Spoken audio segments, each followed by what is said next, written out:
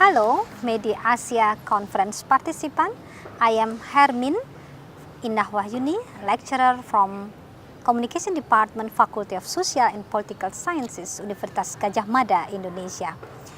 For this Media Asia Conference, I will present my research about strengthening the quality of public sphere in Digitalized Indonesia, the case study about the public and community broadcasting in Indonesia during the digital transition era. In Indonesian broadcasting practice, which is highly dominated by commercial private television, the quality of public sphere is often considered as a very irrelevant issue and something difficult to realize. However, the effort to keep establishing public broadcasting system that is able to optimally strengthen the public broadcasting system by empowering public advocacy has been continuously developed. With this paper, I will portray the possibility of developing the model of public and community TV in Indonesia after the implementation of digital broadcasting system. The purpose of my study actually is to mapping the public and community media broadcasting in Indonesia and to explore the problem faced by both institutions to play the role in strengthening public interest under the transition process in the digital era. In Indonesian government, I can say that the government chose the open possibility for private broadcasting to play bigger role in Indonesian broadcasting system. Some examples that the government deregulate many policy for private stations, which make it easier for private media to operate their business. There is no limitation for private coverage area to advertise in all Indonesian region. There is no time limitation for operation license for private broadcasting. Once the government gives the permission, they never control and monitor the quality of the program content. There is also no regulation for diversity of media ownership or concentration, both vertical and horizontal. And in digitalization era, the government invites many providers to enter the digital broadcasting, and there is no perspective to optimize digital broadcasting for empowerment of public interest. Based on all those facts, this study is very important. That first, because it will explore the publicness in Indonesian broadcasting system. The starting point is, ideally, the public media should play more roles to accommodate public interest. Another potential factors of public media that first, that broadcasting penetration in Indonesia is still the highest. Broadcasting has high reach and high spread compared to other mass media. The coverage area of broadcasting in Indonesia is around 99%. And this data shows that enhancement and empowerment of public broadcasting media is really very strategic. However, because the number of the private media is very dominant, so the implication for accommodating public interest has not been optimal because the logic of market is still more dominant. In addition, private media see the audiences more as consumer rather than as the citizen. Another fact that from around 252 million of the total population, 5,100 Indonesians live in rural and 41% in urban area. Indonesia itself consists of 74,000 villages with around 32,000 are living in disadvantaged region, which are mostly located in the eastern part of Indonesia. This portrait indicates that using broadcasting is more efficient and relevant than using others media to drive the democracy for all Indonesian citizens. The second part of my presentation, I will portraying what I mean with the public media. Public media in Indonesia consists of public service TV, we mention as TVRI, and then Radio Republic of Indonesia, RRI. TVRI is the first television in Indonesia.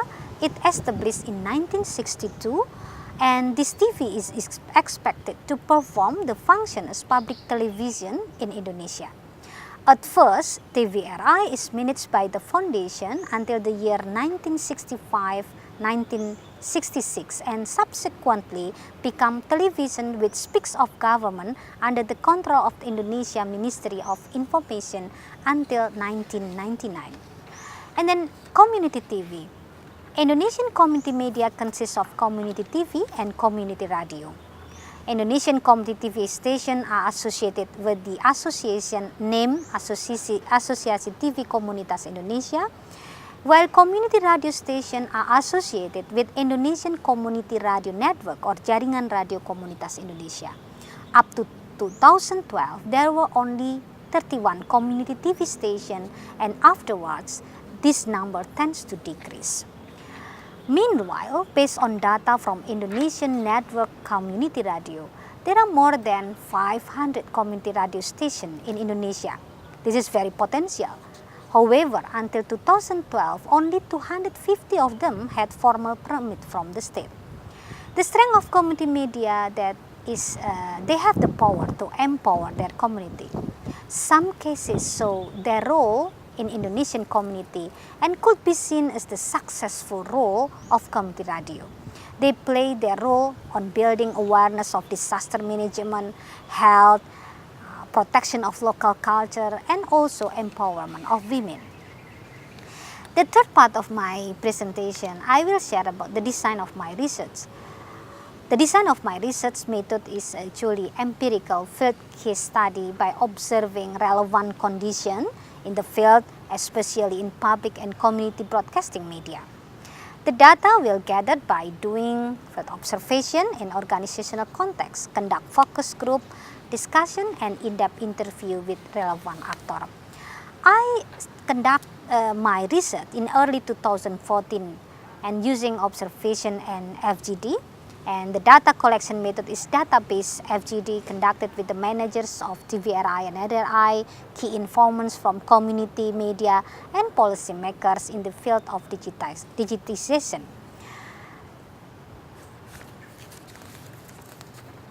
And the fourth part of my presentation, let me highlight some important findings.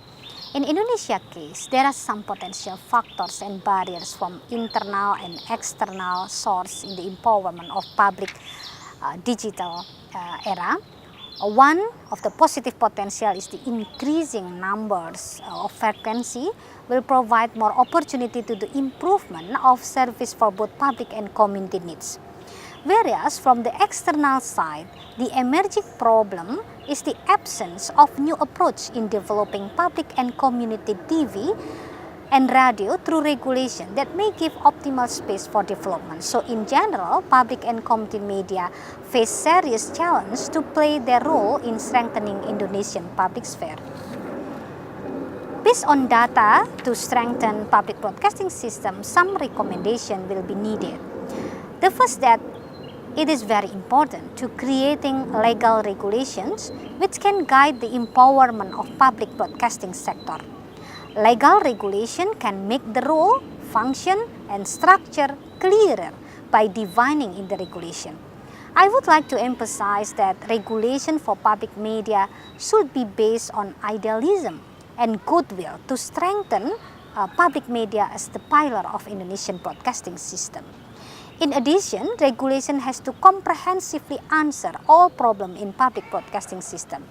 I will explain about the details of this idea in the following. The first that regulation should clearly define institutional position of public media so that they can be independent and free from state and market interests. And the regulation for public media should accommodate ambitious structure of public media so that they can play their function to accommodate public interest. The law should also clearly regulate that public media should have clear financial mechanism and resource to make them free from any pressure and intervention. Although they receive funding or support from government or other party, they should also free from government agenda or interest. There should be also breakthrough in gathering funding and resources for public media by not only relying on the national budget, but by having clear mechanism of funding from any other support or donors. And the regulation for public media for Indonesia should offer good mechanism that guarantee good public media governance, such as accountability, transparency, and reliability to the public. Regulation should also have comprehensive structure to create good atmosphere of public media internally and externally. Beside correction through regulation, I also offer some efforts. The first that it is also very crucial to strengthen public support for public media. In my perspective, in Indonesia, more than 35 years under authoritarian regime, TVRI and RRI had been used as the political instrument, so the implication is very difficult to change the image of TVRI and RRI from the previous image as the government media to become the public media. In this situation, the government and the parliament most of the time tend to politicize and tend to reduce the financial support to the public media. Thus, there is no advocacy by the public. People in Indonesia even don't care about what happened to the public media. So it could be said that the crisis in public media in Indonesia did not attract the interest of public and rising support. The second element, that the strengthening goodwill of government, it is also very important to build the strong public media in Indonesia, and it should be continuing. The general situation characterized as the highly private and markedly driven caused the government tend to discipline the public service broadcasting. So lack of goodwill from the government to support public media lead to crisis in public system in Indonesian broadcasting. So finally, from Indonesian case, we can learn that the result shows that the future of public interest empowerment through public TV and community TV in Indonesia is still unclear in digitalized Indonesia. There is no significant policy to make the public TV or radio and community TV or radio stronger than in previous system. TVRI and RRI are relatively stagnant in their position. The same phenomena also happens to the community TV. Instead, the digital system becomes as a barrier to empower public and community media in Indonesia if there is no affirmative policy to realize it. The quality of public sphere is weak and need to be empowered. So that's all of my presentation, and thank you for your attention.